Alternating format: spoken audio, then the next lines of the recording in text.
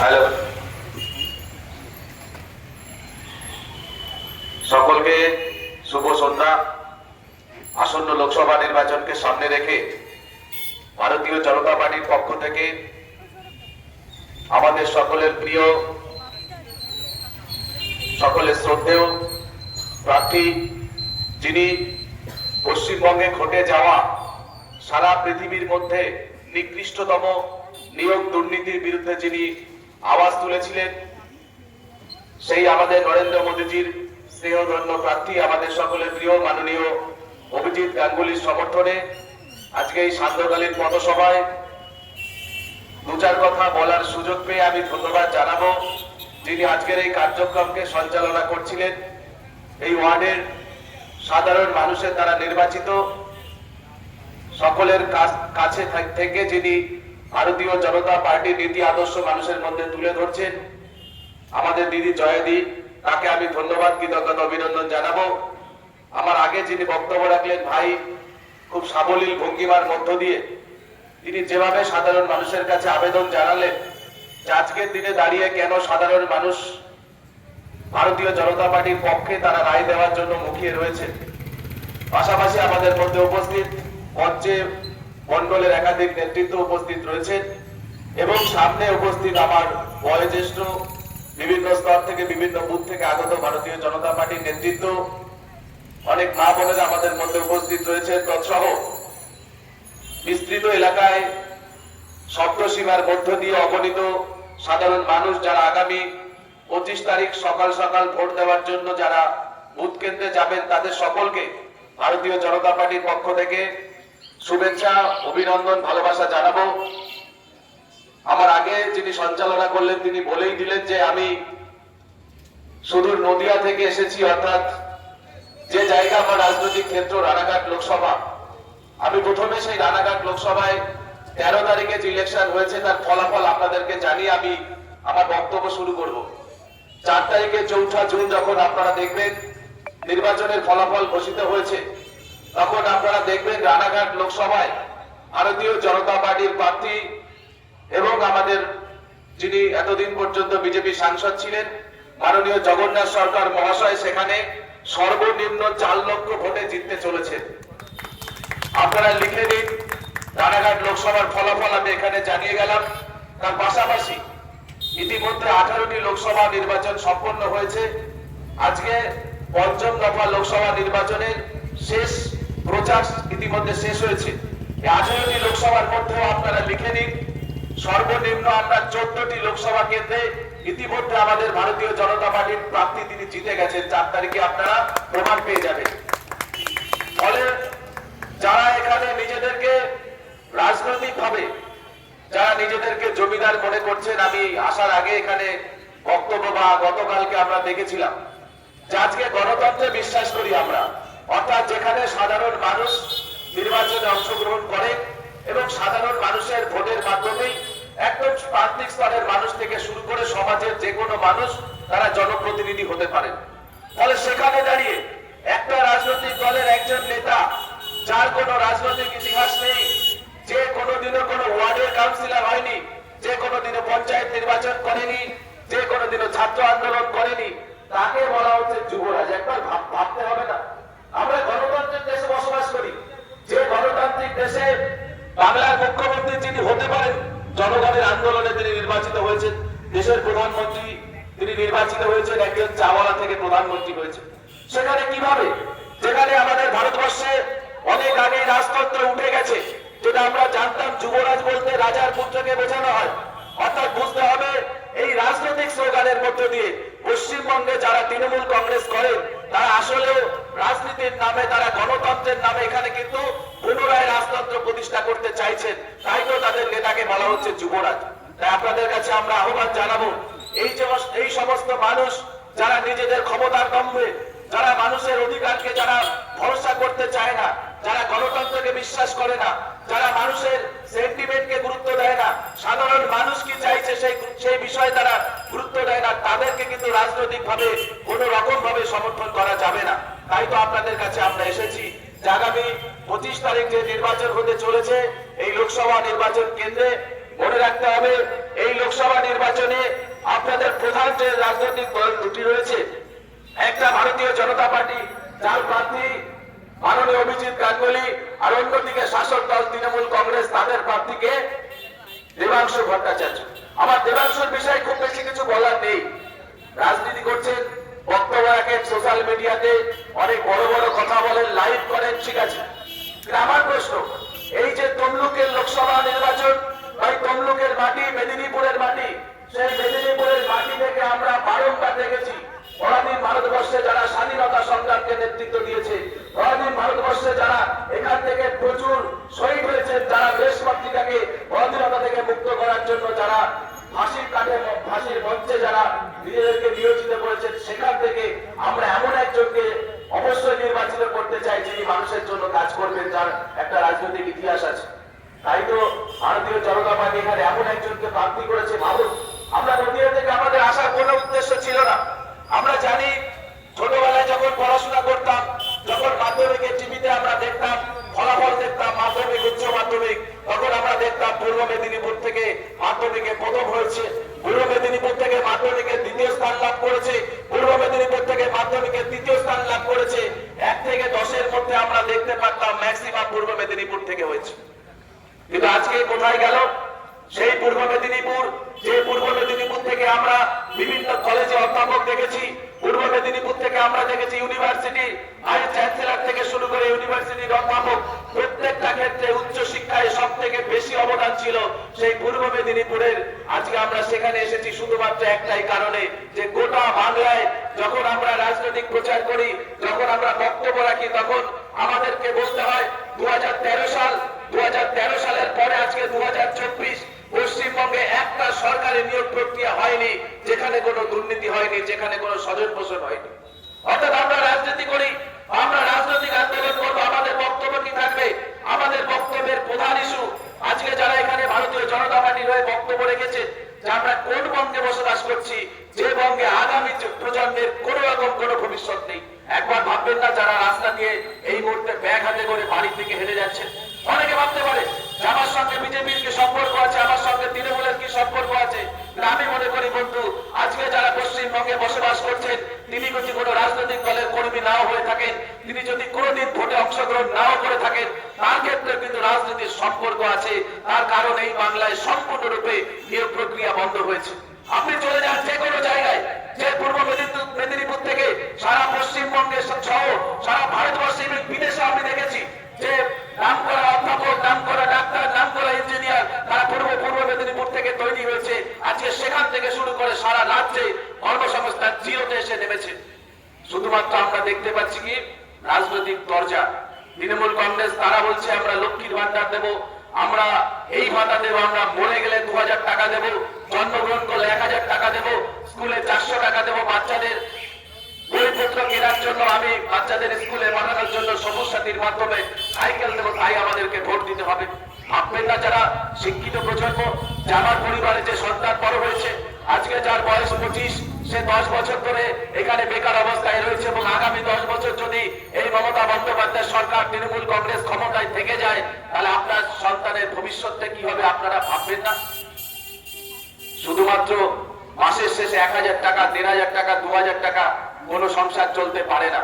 তাই তো আমরা আপনাদের কাছে পরিষ্কার ভাবে এসেছি যে ভারতীয় জনতা পার্টির যে বক্তব্য, ভারতীয় জনতা পার্টির যে স্লোগান, আমরা সারা ভারতবর্ষে 2014 সালের আগে একবার ভেবে দেখুন, 2014 সালের আগে যখন আমরা ভারতবর্ষের রাজনৈতিক ইতিহাস দেখতাম, সন্ধ্যার পরে যখনই টিভিতে দেখতাম, তখন হয়তো সোশ্যাল মিডিয়া এতটা সক্রিয় ছিল না। কিন্তু যখনই সন্ধ্যার সময় আমরা টিভি দেখতাম, খবর দেখতাম, আমরা একটা ব্রেকিং নিউজ দেখতাম, হয় কানপুর থেকে শুরু করে বোম্বে, মহারাষ্ট্র, যে কোনো জায়গায় কোনো না কোনো জায়গায় আমরা দেখতাম সন্ত্রাসবাদী আক্রমণ হয়েছে।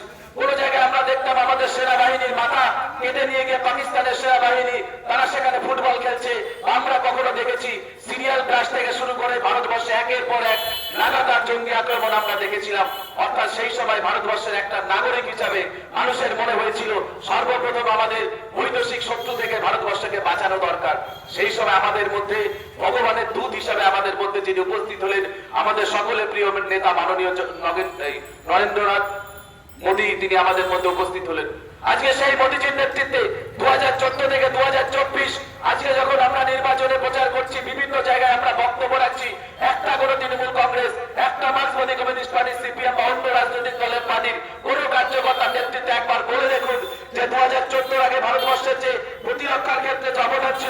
ভারতবর্ষ আজকে সেখানে সারা পৃথিবীর চোখে তারা আমরা চোখে আঙুল দিয়ে আমরা দেখিয়ে দিতে পেরেছি আজকের ভারতবর্ষ শক্তিশালী ভারতবর্ষ। একটাই কারণে শক্তিশালী ভারতবর্ষ তৈরি হয়েছে, কারণ ভারতবর্ষকে নেতৃত্ব দিচ্ছেন প্রধানমন্ত্রী মাননীয় নরেন্দ্র মোদীজি। অর্থাৎ দেশের একজন প্রধানমন্ত্রীর গুরুত্ব কতটা 2014 আগে ভারতবর্ষ যদি আমরা দেখি, আজকের ভারতবর্ষ দেখলে আমরা পরিষ্কার ভাবে বুঝতে পারবো। যদি তারপরে যদি কারোর বুঝতে একটু অসুবিধা হয়, আপনারা একটু ইন্টারনেট ঘেটে আপনারা দেখবেন আমাদের প্রতিবেশী রাষ্ট্র আফগানিস্তান, আমাদের প্রতিবেশী রাষ্ট্র পাকিস্তান, আমাদের প্রতিবেশী রাষ্ট্র শ্রীলঙ্কা, তিনটে দেশের নাম বললাম, তিনটেই কোনো না কোনো সময় ভারতবর্ষের অখণ্ড ভারতবর্ষের অংশ ছিল। আজকে সেখানে রাজনৈতিক পরিস্থিতি আপনারা দেখুন, একজন প্রধানমন্ত্রীর কতটা ক্ষমতা হতে পারে। আফগানিস্তানের মতো জায়গা 100% প্রায় 100% মানুষ সেখানে ইসলাম ধর্মের, সেখানে তালিবান সরকার প্রতিষ্ঠিত হওয়ার পরে আমরা দেখলাম সেখানে ইসলামরা তারা আফগানিস্তান থেকে পালিয়ে প্লেনের চাকায় করে তারা পালাতে বাধ্য হচ্ছেন। এটাই একটা দেশের প্রধানমন্ত্রীর ভূমিকা। অন্যদিকে আমরা দেখছি আমাদের দেশের প্রধানমন্ত্রীকে ডাকতে হচ্ছে ইউক্রেনের সঙ্গে রাশিয়ার যখন যুদ্ধ হচ্ছে, যখন ইসরায়েলের সঙ্গে প্যালেস্টাইনের যুদ্ধ হচ্ছে, দুটো শক্তিশালী রাষ্ট্রের মধ্যে যুদ্ধ, আমরা তৃতীয় বিশ্বের অন্তর্গত ভারতবর্ষ, কিন্তু আমাদের দেশের প্রধানমন্ত্রীকে তাদের মধ্যস্থ করার জন্য ডাকতে হচ্ছে। এটাই হচ্ছে একজন প্রধানমন্ত্রীর ভূমিকা। আর সেই প্রধানমন্ত্রীকে নির্বাচন করার জন্য আগামী 25 তারিখে আপনাদের সকলের কাছে আমরা সমর্থন আদায় করার জন্য আপনাদের কাছে আমরা অবতীর্ণ হয়েছি। তাই খুব বেশি বক্তব্য দীর্ঘায়িত করব না, শুধুমাত্র একটাই কথা বলতে চাই। দেখুন আজকে যখন আমরা এখানে আপনাদের কাছে ভোট চাইছি, অনেকগুলো ইস্যু আছে আমাদের। আপনারা জানেন যে কলকাতা থেকে মাত্র 50 কিলোমিটার দূরে যারা এখানে বলছেন আমরা মায়েদেরকে সম্মান দেওয়ার জন্য 500 টাকা থেকে শুরু করে 1000 টাকা করেছি লক্ষ্মীর ভান্ডার, একই সঙ্গে তাদেরও বলা উচিত যে সেই তৃণমূল কংগ্রেসের নেতারা সন্দেশখালীতে হাজার হাজার মা বোনদের ইজ্জত ধ্বংস করেছে, ইজ্জত নিয়েছে, জোর করে তাদেরকে সন্ধ্যার পরে বাড়ি থেকে তুলে নিয়ে গিয়ে সারা রাত পার্টি অফিসে তাদের উপর অত্যাচার করেছে, তারাই কিন্তু তৃণমূল কংগ্রেস। আর সেই তৃণমূল কংগ্রেস যদি লক্ষ্মীর ভান্ডার দিয়ে মা বোনদের ভোট চায়, আমি তো মনে করি তাদেরকে ভোটের পরিবর্তে তাদের বাড়িতে ঢোকার সঙ্গে সঙ্গে ওই সন্দেশখালীর প্যাকার সন্দেশখালীর ভিডিও দেখানো উচিত। যদি তোমরা যেত, তৃণমূল কংগ্রেস যদি যেতে, আমরা দায়িত্ব নিয়ে বলতে পারি যে সন্দেশখালীতে অত্যাচার তারা করেছে, প্রতিটা রাত প্রতিটা পশ্চিমবঙ্গের অলিতে গলিতে তারা সেই অত্যাচার ছড়িয়ে দেবে। তার কারণ সন্দেশখালীর মা বোনেরা যেভাবে অত্যাচার থেকে তারা মুক্তি পাওয়ার জন্য তারা প্রতিবাদে নেমেছে, এবং সেই প্রতিবাদে একজন প্রতিবাদী মুখকে ভারতীয় জনতা পার্টি বসিরহাট লোকসভার প্রার্থী করেছে রেখা পাত্রকে। সেখানে দাঁড়িয়ে তৃণমূল কংগ্রেস তারা আজকে যদি এখানে দ্বিতীয়বারের জন্য তারা যদি এখানে জেতেন এবং পশ্চিমবঙ্গে যদি তারা মেজরিটি পেয়ে যান, আমি বলতে পারি সন্দেশখালীর ঘটনা তারা ওই সন্দেশখালীর মধ্যে সীমাবদ্ধ রাখবে না, সারা রাজ্যে তারা ছড়িয়ে দেবে। তাই আমাদের সকলকে দায়িত্ব নিতে হবে যে সন্দেশখালী যেটা ঘটেছে অত্যন্ত নিন্দনীয় ঘটনা, সেই ঘটনা যাতে বাংলার কোনো জায়গাতে না ঘটে। মনে রাখতে হবে ভারতীয় জনতা পার্টি সেই ঘটনার প্রতিবাদ সেদিন যখন করেছিল, আগামী দিনও করবে। শুধুমাত্র এই নির্বাচনে একবার আপনারা বিজেপিকে জেতান, কিভাবে এর বিরুদ্ধে প্রতিবাদ করতে হয়, কিভাবে সন্দেশখালী ঘটনাকে বন্ধ করতে হয়, আমাদের নেতা মাননীয় শুভেন্দু অধিকারী তিনি বলেছেন, আমাদের নেতা মাননীয় প্রধানমন্ত্রীজিও তিনি বলেছেন। আপনাদের কাছে বলবো যে এই লোকসভা নির্বাচনকে আপনারা অত্যন্ত গুরুত্বের সঙ্গে দেখবেন। মনে রাখবেন যে এই লোকসভা নির্বাচনের মধ্য দিয়ে বাংলায় ঘটে যাওয়া যে শিক্ষা ক্ষেত্রে দুর্নীতি, আজকে কথাটা বলতে গিয়ে আমাদের রক্ত ঠান্ডা হয়েছে। একবার ভাববেন না যে রাজ্যের ভবিষ্যৎ তৈরি হয় শিক্ষা ক্ষেত্রের মধ্যে, সেই শিক্ষা ক্ষেত্রে যারা পড়াবেন যাদের মধ্য দিয়ে আগামী দিনে জেনারেশন তৈরি হবে, তাদের নিয়োগ প্রক্রিয়ায় যদি জল মেশানো থাকে, একটা ঘটনা আপনারা দেখেছেন, ভাবতে পারেন একজন ক্লাস 8 পাস করা একজন ব্যক্তি, তার সঙ্গে আমার কোনো মতবাদ নেই, তিনি কি করবেন তার ব্যক্তিগত বিষয়, কিন্তু তাকে টাকার বিনিময়ে একটা স্কুলের অঙ্কের শিক্ষক বানানো হয়েছে। এই ঘটনা আপনি কোথায় দেখবেন? কোথায় দেখবেন? বড় জায়গা দেখতে পারবেন আপনারা বাংলাদেশে গেলেও পাবেন না। বাংলাদেশ একটা দুর্নীতিযুক্ত জায়গা। অর্থাৎ এই যে লাগামহীন দুর্নীতি শিক্ষা ক্ষেত্রে, তার বিরুদ্ধে প্রতিবাদে যিনি গর্জে উঠেছেন, যিনি মনে করেছিলেন আদালতের এই ছোট্ট জায়গার মধ্যে এই দুর্নীতি সম্পূর্ণরূপে তার বিনাশ করা যাবে না। এই দুর্নীতিকে সমূলে যদি বিনাশ করতে হয়, রাজনৈতিক ভাবে তৃণমূল কংগ্রেসকে এই পশ্চিমবঙ্গ থেকে আমাদেরকে উপড়ে ফেলতে হবে। তাই যিনি ভারতীয় জনতা পার্টির পতাকা হাতে নিয়ে প্রতিজ্ঞা করেছেন বাংলা থেকে দুর্নীতির আদরঘরকে আগামী দিন চিরস্থায়ী ভাবে বাংলা থেকে মুছে দেবেন, সেই আমাদের সকলের প্রিয় নেতা মাননীয় অভিজিৎ গঙ্গোপাধ্যায়ের সমর্থনে আপনাদের কাছে আমরা ভোট ভিক্ষা চাইবো। শুধুমাত্র ওই ছেলেটার কথা ভেবে যিনি 2013 সালে বিএড পাস করেছেন, যারা 2016 সালে চাকরি পেয়েছিলেন নিজের যোগ্যতায়। একবার ভাবুন কি অপরাধ, যিনি 2016 সালে নিজের যোগ্যতায় চাকরি পেয়েছিলেন। এই সরকারের আমলে যোগ্য আর অযোগ্যদের যে পরিষ্কার লিস্ট, যেটা বারংবার সিবিআই তদন্ত করার সময় তারা বলেছিল স্কুল শিক্ষা দপ্তরের কাছে যে আপনারা যোগ্য এবং অযোগ্যদের পূর্ণাঙ্গ তালিকা দিন, তাহলে অন্তত যারা অযোগ্য তাদেরকে আমরা চিহ্নিতকরণ করতে পারবো। অনেকে প্রশ্ন করছেন যে কেন অযোগ্যরা দেয়নি। আমি আপনাদেরকে বলি, কেন পশ্চিমবঙ্গের শাসক দল তৃণমূল কংগ্রেস তারা অযোগ্যদের যে লিস্টটা বারংবার চাওয়ার পরও দেয়নি, তার কারণ এই অযোগ্যরা শুধুমাত্র তারা ওই মানে রাজ্যে গিয়ে তারা টাকা দিয়েছে, বিষয়টা কিন্তু এরকম নয় বন্ধু। মনে রাখতে হবে, একদম প্রান্তিক স্তরের একজন মানুষ 10 লক্ষ 12 লক্ষ টাকা দিয়ে যিনি চাকরি পেয়েছেন, তিনি কিন্তু সরাসরি শিক্ষামন্ত্রীকে দেননি, তিনি তার স্থানীয় কোন তৃণমূল কংগ্রেসের নেতাকে দিয়েছেন। সেই স্থানীয় তৃণমূল কংগ্রেসের নেতা জেলার নেতাকে ধরেছেন, জেলার নেতা রাজ্যে গিয়ে শিক্ষামন্ত্রী বা মুখ্যমন্ত্রীকে তার টাকা দিয়ে তিনি চাকরি পেয়েছেন। ফলে যদি তার লিস্টটা পূর্ণাঙ্গভাবে প্রকাশিত হতো, সেই সমস্ত ব্যক্তি যাদেরকে টাকা দিয়েছিলেন তাদের বাড়িতে যেতেন, তাদের বাড়িতে গিয়ে বলতেন আমার টাকা ফেরত দিতে হবে, আমাকে কেন এইভাবে ফাঁসিয়ে দেওয়া হলো, পরোক্ষভাবে তিনি সাক্ষ্য দিতেন। এবং সেই সাক্ষ্যের বিনিময়ে প্রত্যেকটা তৃণমূল কংগ্রেসের নেতা যারা শিক্ষা দুর্নীতির সঙ্গে যুক্ত তারা প্রত্যেকে জেলে যেত। এবং কান টানলে যে মাথা আসে, অর্থাৎ এই রাজ্যে যিনি চোরেদের সর্দারনি তারও মাথা আসলো, শুধুমাত্র সেই চোরেদের সর্দারনিকে বাঁচানোর জন্য। এরা কিন্তু সেই যারা যোগ্য প্রার্থী এবং অযোগ্য প্রার্থী তাদেরকে বাইফার্কেটেড করে দেয়নি, আজকে বাধ্য হচ্ছে তাদেরকে দিতে। ইতিমধ্যে আমাদের কাছে যে খবর এসছে সেটা শুনলে আপনারা আরো বেশি মাথা আপনাদের ঘাবড়ে যাবে। আপনারা জানেন যারা যোগ্য প্রার্থী তাদের যে লিস্ট চেয়েছে এই বর্তমান হাইকোর্টের মাধ্যমে, সেখানেও দেখবেন ইতিমধ্যে টাকার বিনিময়ে যোগ্য লিস্টের মধ্যে নাম ঢোকানো শুরু হয়ে গেছে। অর্থাৎ ভাবুন, একটা দুর্নীতিকে ধামাচাপা দেওয়ার জন্য তারা আবার চেষ্টা করে যাচ্ছে, আপ্রাণ চেষ্টা করে যাবে, যে করে হোক না কেন এই দুর্নীতির যেন কোনো রকম পর্দাফাশ না হয়। তাই দায়িত্বটা আপনাদের নিতে হবে। আপনারা মেদিনীপুরের মানুষ, মেদিনীপুরের মানুষকে সারা পশ্চিমবঙ্গের সঙ্গে সারা ভারতবর্ষের মানুষ আমরা স্যালুট জানাই। আশা করি এই মেদিনীপুরের মানুষ কোনোদিনও কোনো ভুল সিদ্ধান্ত নেয়নি। আগামী লোকসভা নির্বাচনেও আপনারা সেই সঠিক সিদ্ধান্ত নেবেন এই আশা রেখে আগামী 25 তারিখে সকাল সকাল আপনারা বুথ কেন্দ্রে যাবেন। মনে রাখবেন, আমরা ভারতীয় জনতা পার্টির পক্ষ থেকে আমরা একটা স্লোগান দিয়েছি, সবার আগে ভোট দান, তারপরে জলপান। অর্থাৎ আগে বুথ কেন্দ্রে যাব, বুথ কেন্দ্রে গিয়ে মনের মধ্যে 500 বছর ধরে অপেক্ষা করেছিলাম যে ভগবান পুরুষোত্তম সেই রামচন্দ্রের জন্মভিটায় আমাদের রাম মন্দির একদিন প্রতিষ্ঠিত হবে। সেই রাম মন্দির 2024 সালে 22শে জানুয়ারি প্রতিষ্ঠিত হয়েছে। তাই একবার সেই ভগবান রামচন্দ্রের নাম নিয়ে বুকের মধ্যে যাব, ভোট কেন্দ্রে যাব এবং ভোট কেন্দ্রে গিয়ে আমাদের প্রার্থী মাননীয় অভিজিৎ গাঙ্গুলির পক্ষে 1 নম্বর বোতাম টিপে আমি আমার ভোট পদ্মফুল চিহ্নে ভোট দিয়ে আমি সমবেতভাবে নিজের মনের কাছে আমি ভেবে দেখবো একবার, যেবার আমি সেই সরকারকে ভোট দিলাম যে সরকার ভারতবর্ষের প্রত্যেকটা বাড়িতে বিনামূল্যে বিদ্যুৎ পৌঁছে দিয়েছে, আমি সেই সরকারকে ভোট দিলাম যে সরকার ভারতবর্ষের প্রত্যেকটা গরিব মানুষকে আগামী 5 বছর বিনামূল্যে রেশনের ব্যবস্থা করে দিয়েছে, আমি সেই সরকারকে ভোট দিলাম যে সরকার 15 কোটি বাড়িতে গরিব মানুষ যারা কোনোদিনও ভাবেননি যে গ্যাসে রান্না করতে পারবেন। কারণ একটা সময় তাদের বাড়িতে গ্যাসের কানেকশন দেখতাম যারা প্রভাবশালী, যাদের অর্থনৈতিকভাবে প্রতিপত্তি আছে, কিন্তু আজকে প্রায় 15 কোটি মায়ের যারা নিরান্তে পান্তা ফুরায় এইরকম একটা পরিস্থিতি, অর্থাৎ যারা বিলো প্রপার্টি লেভেলে বসবাস করতেন আজকে তাদের বাড়িতে বিনামূল্যে গ্যাসের কানেকশন পৌঁছে দিয়েছে আমাদের সরকার, নরেন্দ্র মোদীর সরকার। আমাদের সরকার বলে দিয়েছে ভারতবর্ষের প্রত্যেকটা বাড়িতে আমরা বিনামূল্যে স্বচ্ছ পানীয় জল পৌঁছে দেব নলবাহিত। আগামী দিন যে আমরা প্রচেষ্টা নিয়েছি প্রতিটা বাড়িতে নলবাহিত আমরা গ্যাসের কানেকশন পৌঁছে দেব। আমি সেই রকম একটা সরকারের পক্ষে আগামী দিনে আমি আমার ভোটদান করব এবং সেই ভোটদানের মধ্য দিয়ে আমরা প্রতিবাদে সামিল হব যে পশ্চিমবঙ্গ থেকে আপনারা একবার 30টি লোকসভায় আমরা ভারতীয় জনতা পার্টিকে জেতাবো।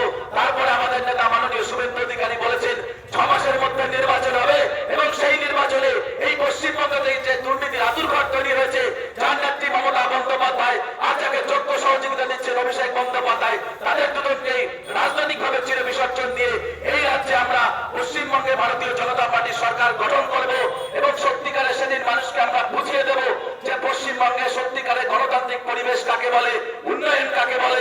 কেন পশ্চিমবঙ্গে 55,000 কলকারখানা এতদিন পর্যন্ত সিপিএম যেটা বন্ধ করেছিল তৃণমূল কংগ্রেস কেন করতে পারেনি? কেন এই বাংলার বুকে যে সমস্ত কলকারখানা এতদিন পর্যন্ত চলছিল ইনফরমেশন টেকনোলজি থেকে শুরু করে বাকি সমস্ত ক্ষেত্র যেটা তৃণমূল কংগ্রেসের আমলে বন্ধ হয়েছে শুধুমাত্র বেআইনি চালার কারণে, সেই সমস্ত ক্ষেত্র আগামী দিন খুলে যাবে। এবং এই বাংলা থেকে আমরা দায়িত্ব দিয়ে বলে যাই, বাংলা থেকে আজকে আপনাকে চিকিৎসা করার জন্য ভেলোর যেতে হয়, বাংলা থেকে কাজের জন্য 75